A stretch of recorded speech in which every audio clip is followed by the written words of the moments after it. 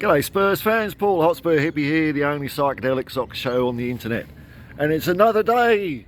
Oh, there's the sun. I woke up, still here. Might as well kick on for another day. So I've just been having a quick look at the Spursosphere, just to see what reactions there are out there. I'll have to say first off, thanks to all the comments on my last video. I don't reply to comments on videos, but I do read them, and it was nice to see that I'm not the only one that thinks the way I do. Sometimes you never know when you do these videos. I mean, not that that bothers me, I'm just here to express myself, you know. And really it was overwhelming support or agreement, you know, which is pretty cool. Of course there's about 5% of people that didn't agree, and I think they're the problems in the club. So I don't really care what they say. They get the thumbs up and the love heart, just like everyone else. I don't get sucked into things because I just don't care. So just seeing some of the reaction to what happened yesterday. Well, it's yesterday for me anyway. Now first off, I've seen a fair few people be a little bit sheepish, a bit regretful about how far they went into the whole City till July thing. I don't know why it's July anyway. Why is it July? What, just because it rhymes with Tottenham till I die? Is that the deal, is it? It's a crazy old world. And sheepish and regretful and saying Ange is right. And to all those people, you know, we all make mistakes, no one's perfect. And I guess sometimes it's easy to get caught up in big movements, whether it's on the internet or with people around you. And welcome back. The door's always open, and I think that's pretty cool, you know. So bygones be bygones. Don't have to mention it again to those people, really. That's it. We grow the club a little bit stronger by having a bit of an open heart about this sort of stuff. Well done on you. Now, I'm seeing other comments like there's a few themes that go through people who are digging their heels in. One is, well, we're in this position because we lost the last 4 out of 5 games. You don't understand football, do you? You don't understand football. So it's Ange's fault. Oh, Ange's fault, he didn't get us winning, and now he's having a go at us. Well, there were hard fixtures.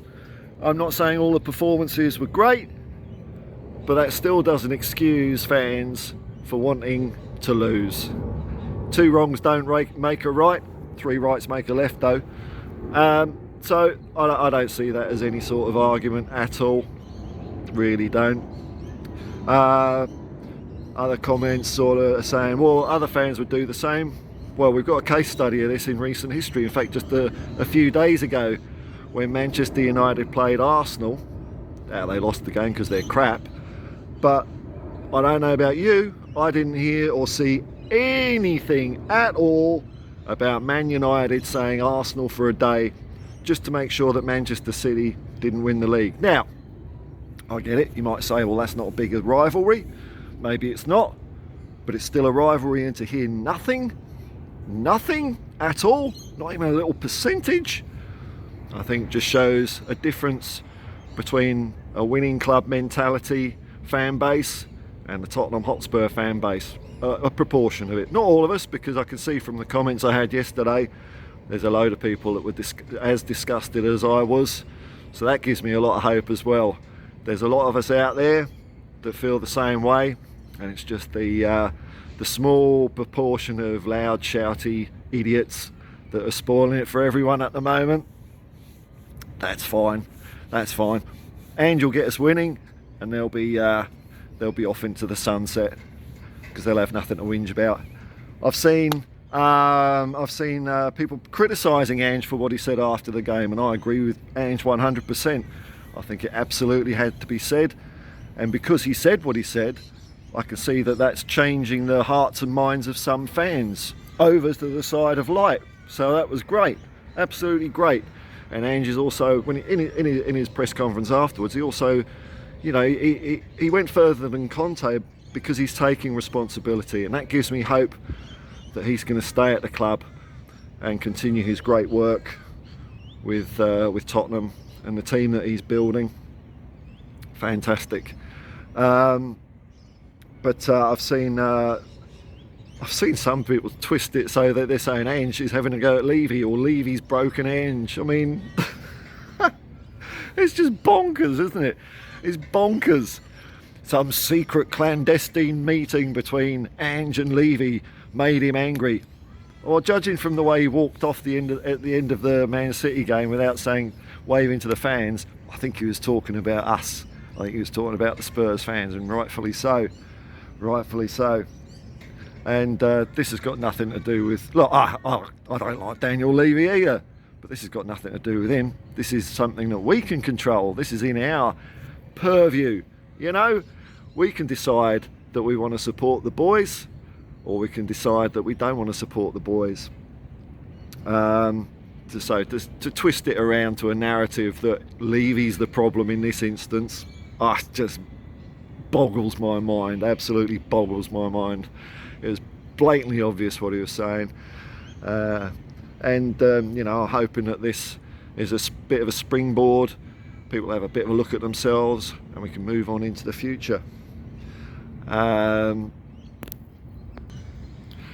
I've seen some people justifying their actions as, well, we were never going to beat Manchester City anyway. 4th place was gone.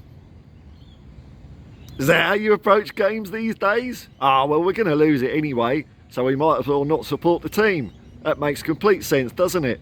Or does it make more sense perhaps to think, hey, if we really support the team, as the fans have been doing all season, I've really enjoyed watching games and hearing the fans in fine voice, particularly the ramp up towards the end of a game, and that's got us goals.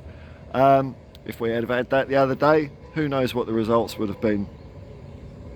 And as I said in my match review, I'm so proud of the players to put in a performance like that under those circumstances. I think we've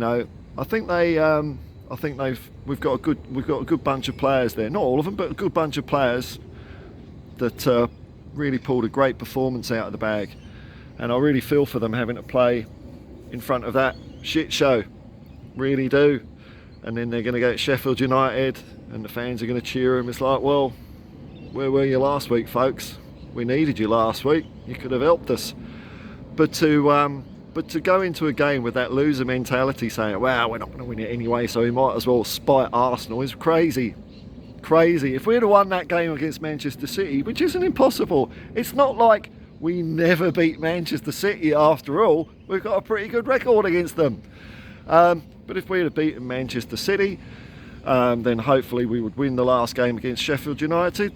Pressure's on Aston Villa in their last game to get a result against Crystal Palace. Crystal Palace are on a great roll.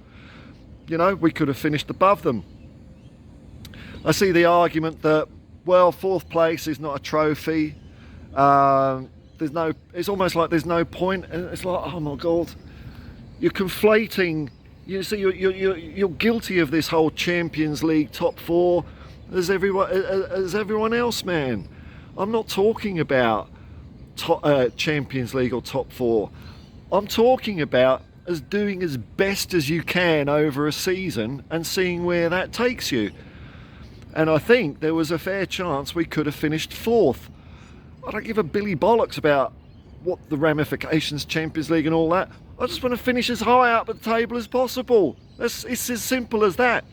And now, of course, we'll never know, because the dynamics of that last fixture have changed. Villa losing to Crystal Palace doesn't matter, because if the stakes were higher, maybe Aston Villa would have pulled out a result. And we can see from the reaction of their manager and their fans how ecstatic they are with their achievement this year. And you've got to say, well done to them. They had it where we didn't. And hopefully next season will be a little bit different. And the final, the final thing I'll leave you with is, what was the point? What was the point? The championship comes down to the last game of the season. Arsenal playing Everton. You'd think that would be a win. Manchester City are playing West Ham. You'd think that would be a win for City. But football's a funny old game. So it could end up that Arsenal become league champions anyway, and all of that bollocks that I saw on the weekend and all of the toxicity and people swapping sides was for nothing anyway. What an achievement. What an achievement. Do you get a trophy for that? I don't know if you do. But I've woken up, I'm a lot more hopeful today, because I do see, even with some people that are still saying that they were right to support Manchester City, you got the hardcore of knobheads who I'm still happy at someone else's misery because I've got no happiness in my own life. But there are a lot of people that are taking pause for thought, maybe thinking at least, was that the right thing to do? And that's a start. And that's I think if Ange stays, I think that will continue. And if that continues, maybe we will change our mindset and maybe we will get success. I hope he stays though. I hope he stays. I hope he pushes through this thing. I'd love to hear the board at this stage say, this is the guy for us, he's staying here for the long haul. He's got a 4-year contract, we've had a great season. Like it or lump it. And then we know where we stand. That would be really good. I do worry about those things sometimes, because it used to be the thing where you'd get a board giving a manager a vote of confidence and then next day they'd be gone. It used to be crazy like that. But a statement from the club would be kind of cool, I think. Just so that everyone knows that the white-handing will not work yet again with this manager, like it did with Martin Jol, Harry Redknapp, Jose and Antonio.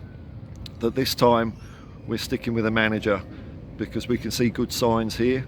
I can see good signs, a lot of people can see good signs, and it's worth seeing this journey out just a little bit longer, just a little bit longer. Let's just see what happens next, folks. Anyway, feeling pretty positive today.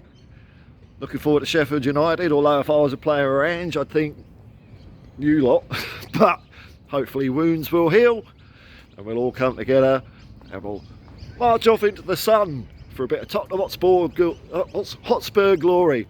Till next time, folks, peace and love, and come on you Spurs.